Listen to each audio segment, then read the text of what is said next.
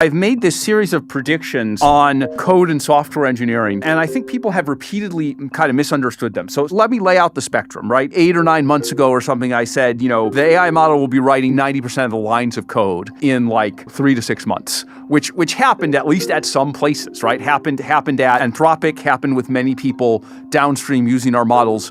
But that's actually a very weak criterion, right? People thought I was saying like, we won't need 90% of the software engineers. Those things are worlds apart, right? Like I would put the spectrum as 90% of code is written by the model, 100% of code is written by the model, and that's a big difference in productivity. 90% of the end-to-end SWE tasks, right? Including things like compiling, including things like setting up clusters and environments. 90% of the SWE tasks are written by the models. 100% of today's SWE tasks are written by the models.